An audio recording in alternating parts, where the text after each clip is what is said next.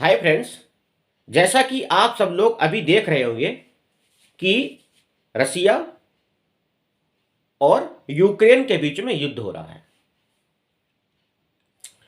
और ये युद्ध क्यों हो रहा है। रसिया यूक्रेन पर आक्रमण क्यों कर रहा है, क्या वजह है, क्या कारण है कि रूस यूक्रेन पर आक्रमण कर रहा है। तो दोस्तों, वजह यह है कि यूक्रेन जो है वो नाटो का समर्थन कर रहा था और विश्व पटल पर जो नाटो संस्था है या जो एक ऑर्गेनाइजेशन है, मिलिट्री ग्रुप है, जिसमें 30 कंट्री आती हैं। कितनी? 30 देश आते हैं। तो इन्हीं 30 देशों में यूक्रेन शामिल होना चाहता है और उनका समर्थन कर रहा है और उनमें शामिल होने का प्रयास भी कर रहा है। और नेटो वाले भी जो कंट्री हैं वो यूक्रेन को शामिल करना चाहते हैं। और नेटो में अमेरिका भी है, जर्मनी भी है, फ्रांस भी है, लिताविया भी है। 30 कंट्री हैं इसमें। कितना? 30 कंट्री। अगर हम 100 साल पीछे जाते हैं तो 1917 में वर्ल्ड में रसिया जो है वो एक बहुत बड़ा साम्राज्य हुआ करता था, बहुत बड़ा साम्राज्य। उस टाइम यूक्रेन जैसी कंट्री नहीं थी। 1920 में रशियन से कुछ हिस्से अलग हुए और कुछ कंट्री जो वहां पे बनी। युग है 1920 में ये सोवियत संघ रूस बना। वहीं जब सोवियत संघ का 1992 में विघटन हुआ तब और भी कई सारे देश बने। तो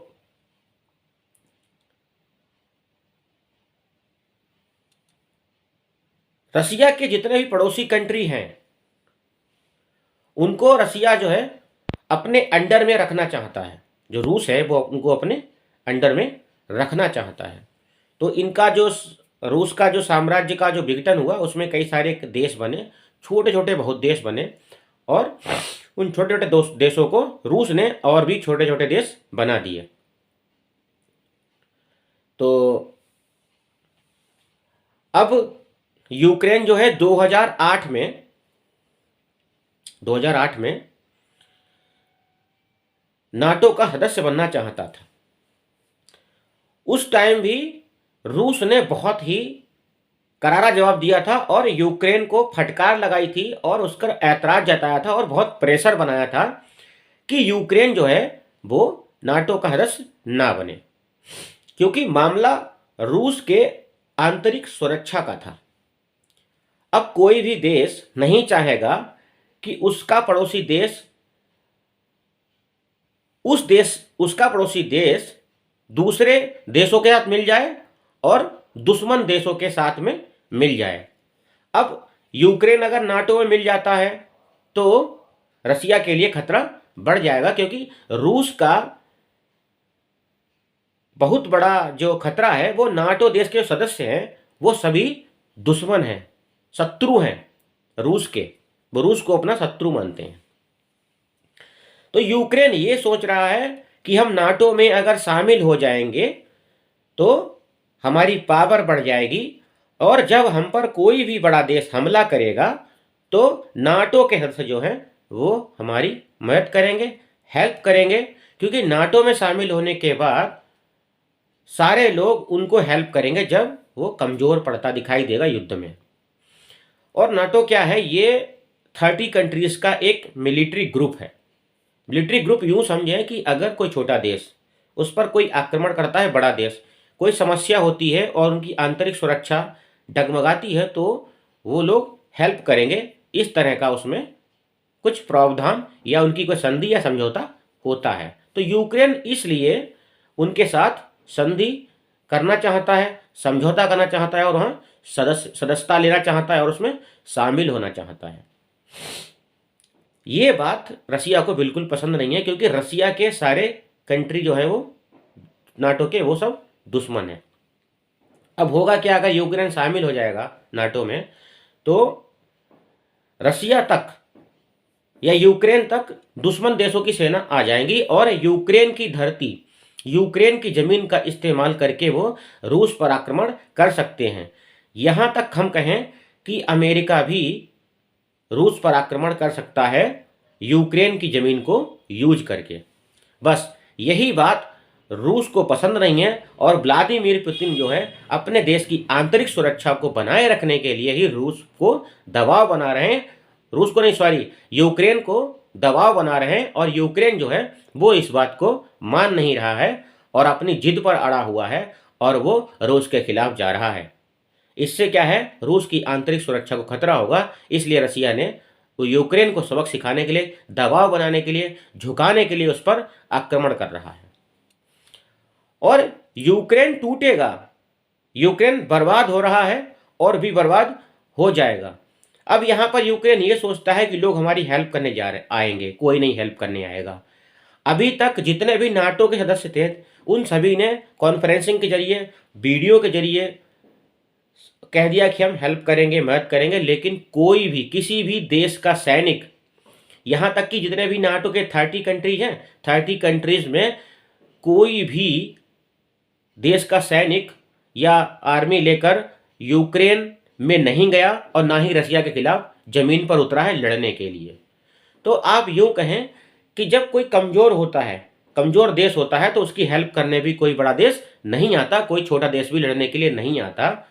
चाहे आप कितनी भी संधि कर लें, कितना भी कोई समझौता कर लें, ये सब ऑन पेपर क्या होता है, तो बातें होती हैं, कोई नहीं आता हेल्प करने, मदद करने।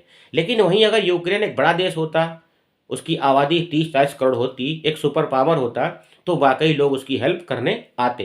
कहते हैं ना कि जब आप खुद कमजोर होते हो तो आपकी कोई हेल्प करने नहीं आता है, लेकिन अगर आप ताकतवर हैं तो आपकी हेल्प करने वाले बहुत मिल जाएंगे। तो यहाँ पर भी वही साबित हो रहा है कि यूक्रेन की कोई हेल्प करने नहीं आ रहा है, लेकिन यूक्रेन इस धोखे में था कि लोग उसकी हेल्प करने आ रहे हैं। हाँ, अब ऐसा लग रहा है कि लोग कोई उनको मिसाइल दे रहे हैं, कोई हथियार दे रहे हैं, कुछ पैसा दे रहे हैं, लेकिन कोई भी किसी भी देश की सेना या किसी भी देश के सैनिक रसिया के खिलाफ युद्ध मैदान में नहीं उतरते दिखाई दे रहे हैं और ना कोई उतरेगा। दोस्तों, पूरे वर्ल्ड में जो रूस है वो न्यूक्लियर पावर में सबसे ज़्यादा बड़ा हथियार रखता है। सबसे ज़्यादा जितनी भी जो संख्याएं हैं न्यूक्लियर पावर की, बम की, वो रसिया के पास ज़्यादा है। वर्ल्ड में सबसे ज़्यादा अगर न्यूक्लियर हथियार है तो वो रूस के पास है, अमेरिका से ज़्यादा। यहाँ पर जो है संधि और समझौता वाली बात है, कोई नहीं आएगा। किसको? यूक्रेन को बचाने कोई भी नहीं आएगा। 2008 में भी यूक्रेन ने गलती की थी, तब ऐतराज जताया था, नाराज हुआ था रूस और उसने दबाव बनाया था, तब यूक्रेन मान गया था, लेकिन फिर से वो नाटो सदस्यता लेना चाहता है, उसमें शामिल होना चाहता है। 2021 में बहुत प्रेशर बनाया लेकिन नहीं मान रहा यूक्रेन, इसलिए वो आज गर्त में जा रहा है, डूब रहा है, बर्बाद हो रहा है और रूस के आक्रमण को झेल रहा है। वहीं जो यूक्रेन का राष्ट्रपति है वो कोई पॉलिटिशियन नहीं है, वो एक अभिनेता था, एक कॉमेडियन था और वो अपनी जिद पर अड़ा हुआ है और वो यूक्रेन को बर्बाद कर रहा है। दोस्तों, तो मेरा कहने का मतलब ये है कि आप ये मत सोचिए कि आपने संधि प्रस्ताव कर लिया, समझौता कर लिया तो आपको कोई हेल्प करने आ जाएगा, जब आप खुद में सक्षम नहीं है।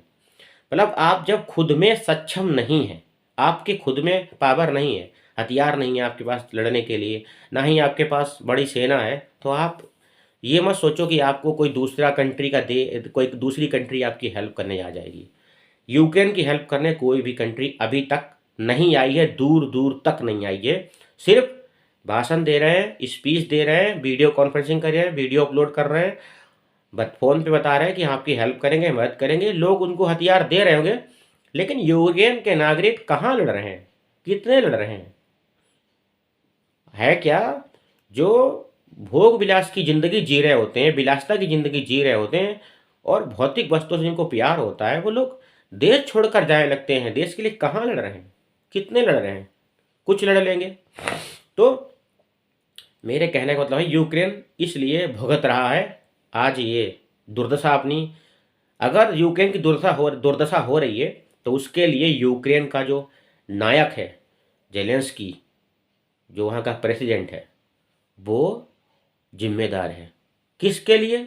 अपने हठ धर्मिता से और अपने हठ से और अपने अहंकार से और अपनी कुर्सी के लिए। वो ये चाहता है हमारी कुर्सी ना चली जाए और रूस की सरकार ये कहती है कि तुम इस्तीफा दे दो और मिलिट्री को यूक्रेन सौंप दो, बस। लेकिन ये कुर्सी छोड़ नहीं रहा है, इस्तीफा दे नहीं रहा है, इसलिए यूक्रेन बर्बाद हो रहा है और बर्बाद होता रहेगा। क्योंकि ऑलरेडी 2 कंट्री बना चुका है यूक्रेन के अंदर। रसिया ने 2 कंट्री बना दिए हैं छोटे छोटे, और वो उनको अपने अंडर में काम कर अपने अपने अंडर में ले रखे हैं दोनों कंट्रीज, और उनको सुरक्षा भी वो दे रहा है। बस यूक्रेन अगर नहीं सुधरा तो बर्बाद हो ही रहा है और बर्बाद हो जाएगा। रसिया के खिलाफ कोई भी कंट्री लड़ने नहीं आएगी, ना तो अमेरिका आएगा, ना जर्मनी आएगा, ना फ्रांस आएगा, ना जापान आएगा, ना नॉर्वे आएगा, ना लिवेतिया आएगा, ना कोई नहीं आएगा। यहाँ तक कि कोई इस्लामिक कंट्री भी नहीं आएगी, ईरान इराक भी नहीं आएगा, तुर्की भी नहीं आएगा, चीन भी नहीं आएगा, कोई भी नहीं लड़ने आएगा, भारत भी नहीं जाएगा। क्योंकि भारत मित्र देश है रशिया का, और यूक्रेन हमारा मित्र नहीं है। यूक्रेन ने हमारा कई बार विरोध किया है, जगह जगह विरोध किया है, तो हम यूक्रेन की हेल्प क्यों करेंगे? क्यों करेंगे हेल्प उसकी? हम तो रसिया की हेल्प करेंगे। आई स्टैंड विद रसिया। कल भी थे, आज भी रहेंगे, फ्यूचर में भी रहेंगे, क्योंकि रसिया हमारा मित्र देश है। ठीक है दोस्तों, हमारी वीडियो आपको अच्छी लगी हो, जानकारी अच्छी लगी हो, तो हमारे वीडियो को लाइक करें, चैनल को सब्सक्राइब करें, बेल आइकन को दबाएं, और हाँ, घंटे को दबा दीजिए ताकि आपको नई नई वीडियो आपको मिलती रहे। अपडेट देता रहूँगा आपको मैं। जय हिंद, वंदे मातरम, जय श्री कृष्णा, राधे राधे।